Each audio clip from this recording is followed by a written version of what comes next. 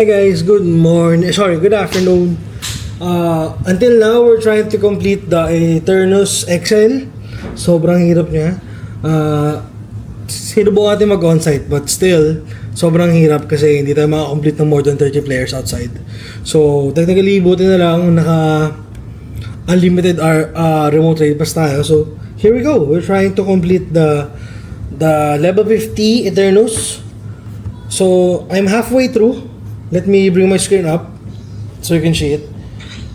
This is the most expensive event na ginawa ni Pokemon Go. Eternus. Okay, I'm on my 4,858 XL candies. Na max ko na yung max attack na siya. Hindi ko pa nagagawa yung unlock ng shield and the heal. So, ngayon, nag-aantay lang ako na may mag-pop sa friends list ko na raiding Eternus. So, technically, yun lang nire-raid din natin for the rest of the day. So, hoping may makita tayo na nagre-raid ng Eternus. Then, we'll jump in sa raid. Tapos, let's complete it.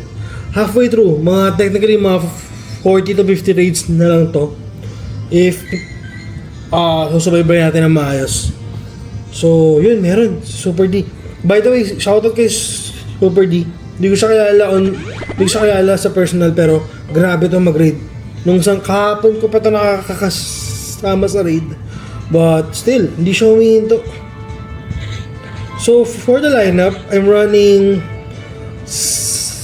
Hamazenta, Station, and Latios. Everything was max. So, tingnan natin kung anong mangyayari.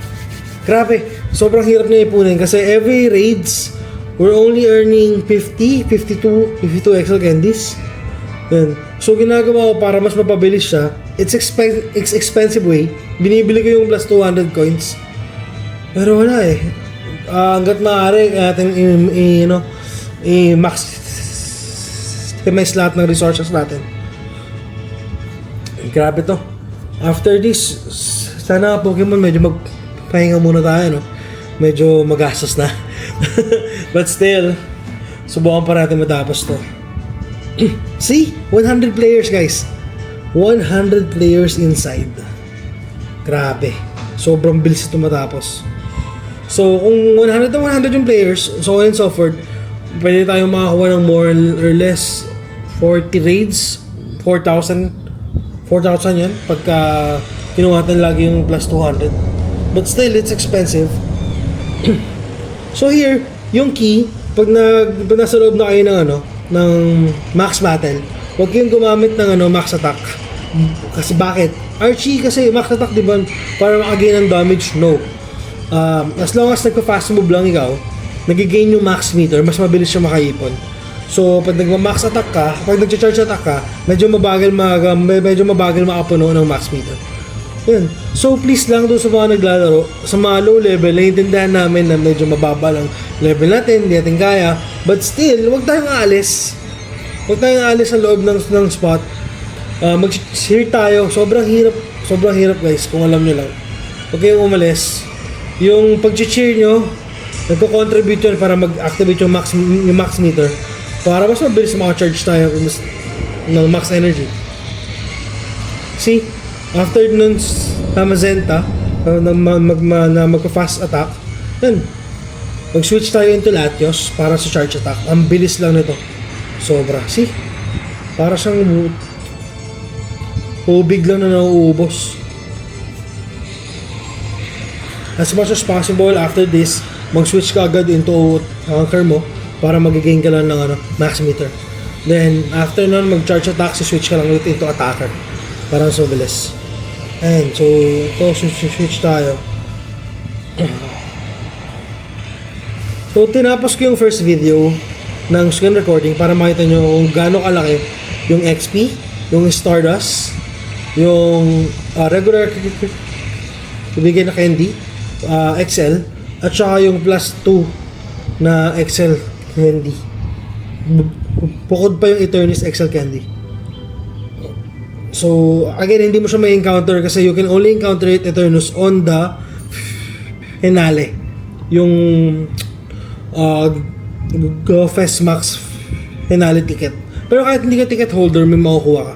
So see, here Stardust 37,500, XP is 100,000, Rare Candy 1, tapos Eternus Candy 80, for the XL, meron tayong 50. Pag binili natin yung exchange, makakuha tayo ng 160 Eternus regular na candy. For the XL Candy 100, XP 200,000 experience, and then 75,000 Stardust. So, worth it. Medyo magastos lang siya talaga, but still.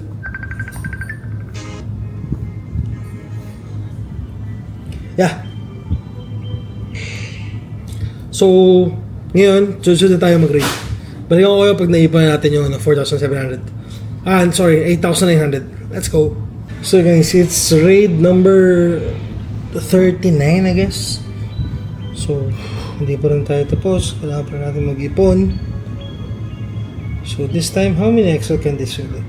120 regular candies, 52 XL candies. Puhin natin siyang times 2. Okay. Again, this is not advisable guys ha. Sa mga nagmamadali lang ito katulad ko. Kasi hindi ko sure kung kaya ko siyang matapos hanggang mamayang evening. So, binamadali ko na lang yung pagkukuha ng extra candy tsaka ng regular candy. So, yun. So, hintay lang tayo ulit ng may magre-raid. Then, see you on the next raid. Ito yung sinasabi ko ba siya magastos.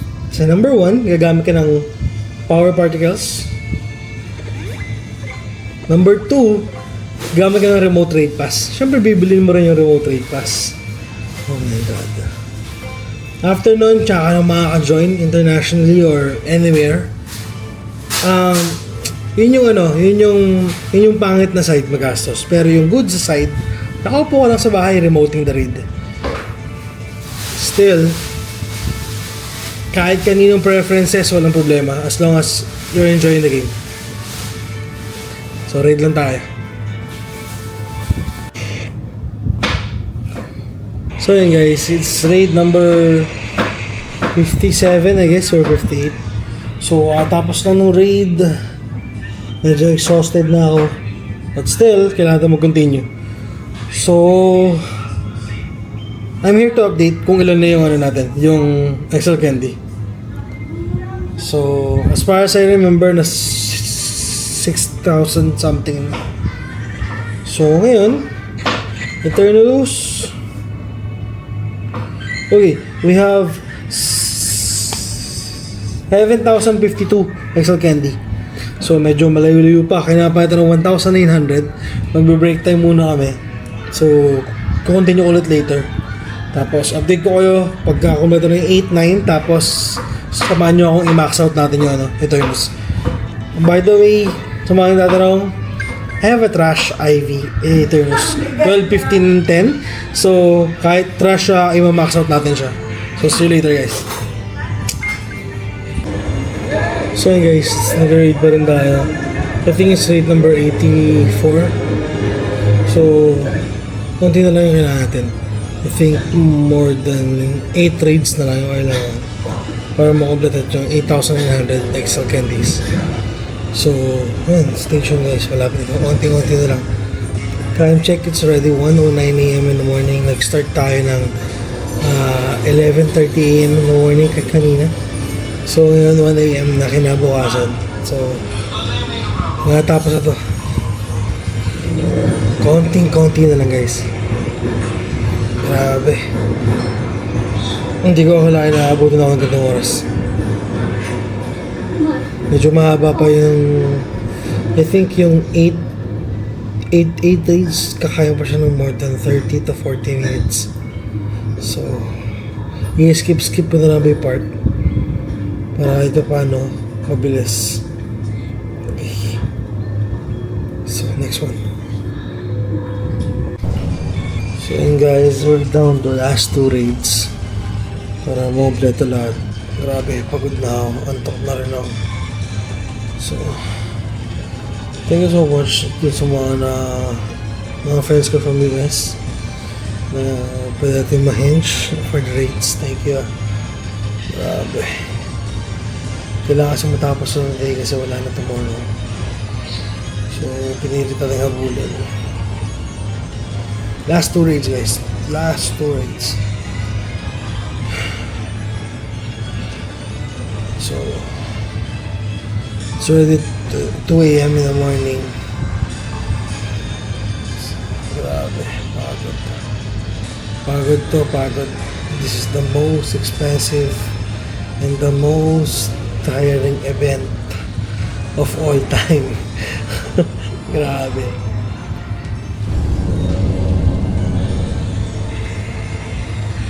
So last one. After this, last one.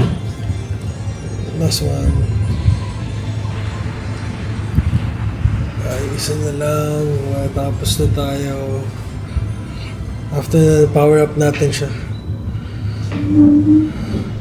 Spy to sa inyo. Okay. 56. Level natin. Tapos wait natin kung meron pa nagre-raid. Sulit tayo na lang. Grabe guys, tapos na tayo. Hey, tapos na. Grabe. Napatagal na grind na to.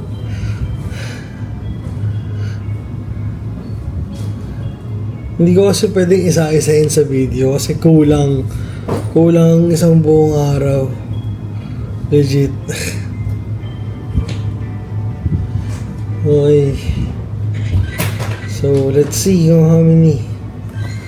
We have total of 9,700 XL candy.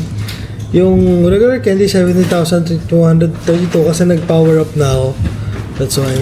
So, screenshot lang natin. Scroll down tayo sa baba. We need to get the guard lock. Max na natin yan. Kailangan natin ito yung max. Okay, wala na rin tayo mga particles. See? Hindi na enough yung mga resources natin. Okay, for the max guard, max na natin siya. Very good. Max guard. Scroll down tayo. Again, hindi pa tayo tapos. Saan na? Max health naman. Particles ulit. So, kulang pa. Hindi pa rin siya enough. Okay. So, max na natin. Oh my god. Grabe. Sobrang expensive mo. May natira pa tayong 9,064 XL candy. So, ano pang gagawin natin dyan? Max na natin to. Power up. Last. Let's go. Grabe. Natapos ka din. Ito yung IV niya. Oh, see? Grabe. Hindi pala, sumobra pala ako ng raid, pero it's okay. Naka-stack lang naman yun dyan. Lagyan na rin natin ang maximum ng additional attack. Yes. So, yun guys. Napakamahal nito. Napakamahal nitong Pokemon na to. Grabe. So, thank you so much sa lahat ng sumubaybay. Ang haba ng journey ng pag-raid na yan. Pinutol-putol ko lang talaga. Ayaw ko kasing pag sumasamahin lahat ng raids. Hanggat maaari, sinasamaris ko lang every after ng raid. Tapos nag-update lang din ako kung ilan na yung max part, yung extra candies and regular candies natin para ma-power up siya. So, yun. Sa lahat ng mga nag-office finale, sa mga nakakawa ng hundo, congratulations sa inyo guys. Sa mga hindi pinalad, better luck next time. Antayin natin yung Battle Cup. For sure, this is the number 1 na candidate for the Battle Cup sa lahat ng nag-level 50. Sa lahat na nag-level 50 na friends ko, mabuhay kayong lahat. Napaka-tsatsagaan nyo, sobra. Thank you so much guys. Thanks for watching. Bye-bye.